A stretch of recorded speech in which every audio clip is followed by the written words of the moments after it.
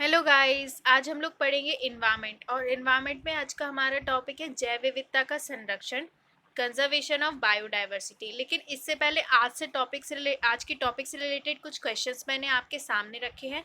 आप इनका आंसर मुझे कमेंट बॉक्स में दीजिएगा, और अगर आपको नहीं आते तो टॉपिक के बाद आपको इनके आंसर आ जाएंगे, उसके बाद आप मुझे कमेंट बॉक्स में जो इनके आंसर दीजिएगा। तो पहला क्वेश्चन है, भारत के 4 जैव विविधता हॉटस्पॉट कौन से हैं। दूसरा क्वेश्चन है, भारत के किस अधिनियम के अंतर्गत राष्ट्रीय उद्यानों और वन्यजीव अभ्यारण्यों की स्थापना हुई। तीसरा क्वेश्चन है, यूनेस्को के मैन एंड बायोस्फीयर प्रोग्राम के अंतर्गत भारत के कितने जैव मंडलीय आरक्षित क्षेत्र शामिल हैं। चौथा क्वेश्चन है, विश्व में कितने जैव विविधता हॉटस्पॉट है। ये क्वेश्चन मैंने आपको इसलिए दिए हैं ताकि आपको पता चले कि आज के टॉपिक में हम क्या इंपॉर्टेंट चीज़ें पढ़ने वाले हैं। तो फ्रेंड्स, आज के टॉपिक से पहले हम देखते हैं अपना फैक्चुअल क्वेश्चन। 21 मार्च को होता है अंतर्राष्ट्रीय वन दिवस, वर्ल्ड फॉरेस्ट्री डे। ये इसलिए मनाया जाता है ताकि जो फॉरेस्ट की उपयोगिता जो है वो लोगों को पता चल सके कि वन जो है हमारे लिए कितने ज़रूरी हैं, हमें क्यों उनका संरक्षण करना चाहिए। इसलिए कब मनाया जाता है? 21 मार्च को अंतर्राष्ट्रीय वन दिवस।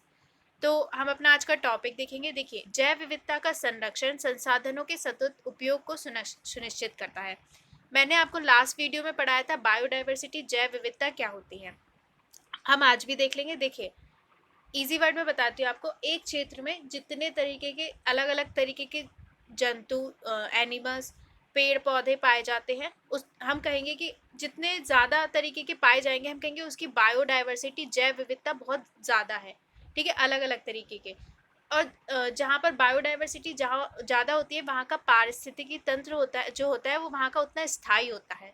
तो जैव विविधता हमारे लिए बहुत ज़रूरी है, क्योंकि हर जो स्पीसीज होती है एक दूसरे पे डिपेंड होती है। तो जैव विविधता बहुत ज़रूरी है। उससे क्या होता है, हमें जितनी तरीके की चीज़ें होती हैं, हमें उनसे अपने उपयोग के लिए संसाधन भी मिल पाते हैं।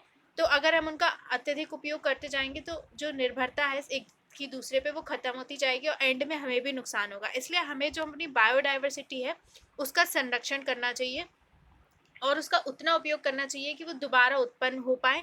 ठीक है, दोबारा वो पैदा हो पाए। तो वो अत्यधिक उपयोग भी नहीं करना चाहिए, तो उनका हमें सतत उपयोग सुनिश्चित करना चाहिए, और जैव विविधता का हमें संरक्षण करना चाहिए।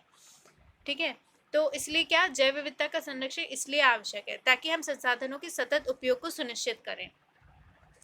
तो फ्रेंड्स, जैव विविधता के संरक्षण की दो विधियां होती हैं। पहली होती है बाह्यस्थानीय एक्स-सीटू संरक्षण, दूसरा होती है स्वस्थानीय इन-सीटू संरक्षण।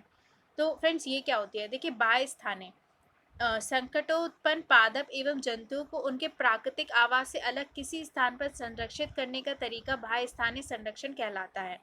देखिए फ्रेंड्स, जैसे जो जंतु हो गए, पादप हो गए, वो कहीं पे उनका प्राकृतिक आवास होता है। जैसे मान ली एक जगह गर्मी ज़्यादा है तो उस तरीके के पेड़ मिलेंगे, है ना। कहीं पे सर्दी ज़्यादा है तो उस तरीके के पेड़ मिलेंगे। तो वो उनका प्राकृतिक आवास हो गया। लेकिन जब क्या होता है कि वो अपने प्राकृतिक आवास में जीवित नहीं रह पाते, ठीक है, वो उनकी संख्या कम होने लगती है। तो अगर हम उन्हें उस जगह से निकाल के किसी दूसरी जगह पर उनका संरक्षण करें, वैसी ही परिस्थितियों को उत्पन्न करके, तो इसको बाह्य स्थानीय एक्स-सीटू संरक्षण कहते हैं। देखिए, बाह्य स्थानीय यानी बाहर के स्थान पे, है ना, दूसरे स्थान पे हम इसका संरक्षण कर रहे हैं। उदाहरण के लिए क्या हो गया, चिड़ियाघर। आप चिड़ियाघर जाते होंगे, जू जाते होंगे, आपने देखा होगा कितने जानवर रहते हैं। तो वो कोई इनका प्राकृतिक आवास थोड़ी ना, आप जंगल थोड़ी ना जा रहे हैं। उनको ला के रखा गया है उनका संरक्षण के लिए। बीज बैंक हो गया, जहाँ हम पेड़ों के बीज रखते हैं, ठीक है, प्रिजर्व करके, ताकि दोबारा ज़रूरत हो तो हम उनको उगा सकें पेड़ों को। वनस्पति उद्यान, बॉटनिकल गार्डन हो गया। आप जाते होगे बॉटनिकल गार्डन। जीन बैंक हो गया, जहाँ पे हम जानवरों के जीन को रखते, स्टोर करके रखते हैं। ठीक है, बीज बैंक मैंने आपको बताया। ऊतकीय संवर्धन केंद्र, क्रायो प्रिजर्वेशन तथा अन्य जीव सफारी पार्क इसमें सम्मिलित है। ठीक है, इसमें हम यही करते हैं कि किसी जंतु या पादप को किसी दूसरे स्थान पर उनका संरक्षण करते हैं। क्रायो प्रिजर्वेशन क्या होता है? क्रायो प्रिजर्वेशन में पदार्थ को द्रव नाइट्रोजन में अत्यंत निम्न ताप पर रखा जाता है ताकि सभी उपापचयी क्रियाएं निलंबित रहें। ठीक है, तो इस तरीके से बाह्य स्थानीय संरक्षण करते हैं। अब क्या होता है, दूसरी तरीके से हम कैसे संरक्षण कर सकते हैं? स्वस्थानीय संरक्षण, इन सीटू संरक्षण। अब स्वस्थानीय, देखिए नाम से पता चल रहा है कि उसी स्थान पर जहाँ उनका प्राकृतिक आवास है, उसी स्थान पर उनको हम संरक्षित करते हैं। जब जैव विविधता के किसी एक स्तर या जीव को उसके प्राकृतिक आवास में ही संरक्षित करना होता है तथा संपूर्ण पारितंत्र को संरक्षित करने की आवश्यकता होती है, तो इस विधि को स्वस्थानिक इन सीटू संरक्षण कहते हैं। मैंने क्या आपको बताया कि जो जानवर है उनका उसी स्थान पे जहाँ उनका प्राकृतिक आवास है वो रहते हैं, वहीं पर उनका संरक्षण करते हैं। जैसे अगर वो जंगल में रहते हैं तो हम जंगल में ही उनका संरक्षण करेंगे। एक और एग्जाम्पल समझा देती हूँ। आप है, अगर आप अपने घर में ही है, ठीक है, आपको कोई एलर्जी है, लेकिन आपको आपके घर में ही रखा जा रहा है ताकि आप ठीक रहें, तो वो हमारा हो गया इन सीटू संरक्षण। लेकिन आपको कहीं हॉस्पिटल ले जा रहे हैं, कहीं दूसरी जगह ले जा रहे हैं, और तब आपका ध्यान रखा जा रहा है, तो एक्स सीटू संरक्षण, ठीक है, बाहर ले गए। समझाने के लिए मैंने आपको एग्जाम्पल दिया। अब देखिए स्वस्थानिक संरक्षण के क्या क्या उदाहरण है।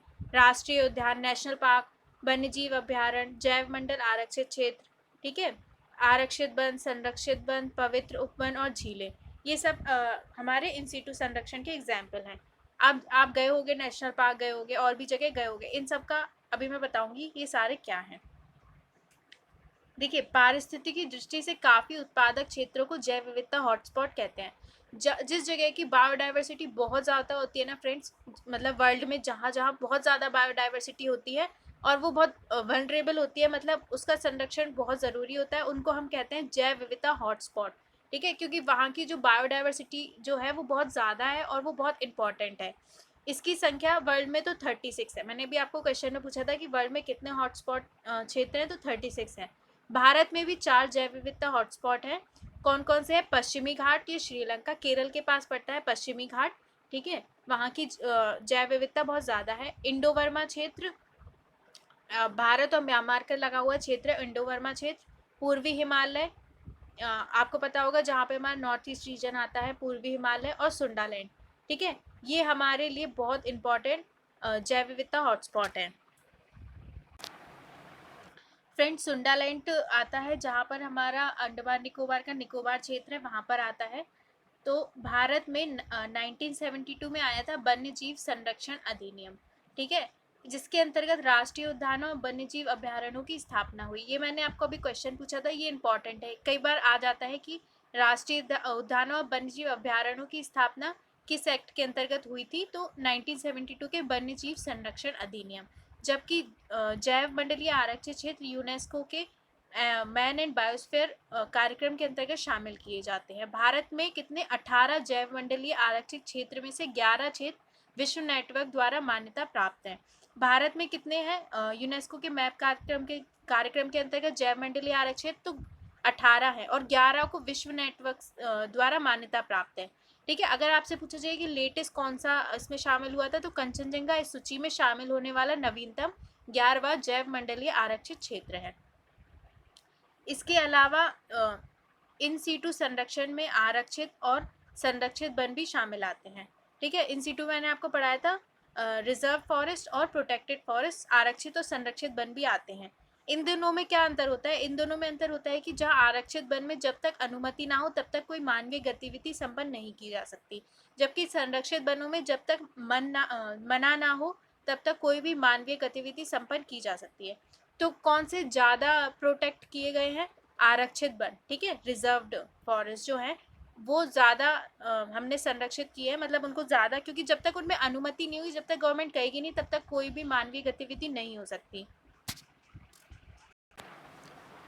जबकि फ्रेंड्स जो संरक्षित वन होते हैं, प्रोटेक्टेड फॉरेस्ट, उनमें क्या है कि आप कोई भी मानवीय गतिविधि हो सकती है, लेकिन जब तक गवर्नमेंट मना ना करे, अगर वो मना कर दे तो हम नहीं कर सकते। नेक्स्ट टॉपिक में हम इनको पूरा डिटेल में पढ़ेंगे, नेशनल पार्क में और बायोस्फीयर, वन्यजीव अभ्यारण्य और जैव मंडलीय आरक्षित क्षेत्र, इन सब में क्या अंतर होता है वो हम अच्छे से नेक्स्ट टॉपिक में देखेंगे। फ्रेंड्स अगर आपको मेरे वीडियोस पसंद आते हैं तो इनको लाइक, कमेंट, शेयर, सब्सक्राइब ज़रूर कर दीजिएगा, और आप लोग खुश रहिए, और प्रीलिम्स आ रहा है तो हार्ड वर्क करते रहिए। Thank you.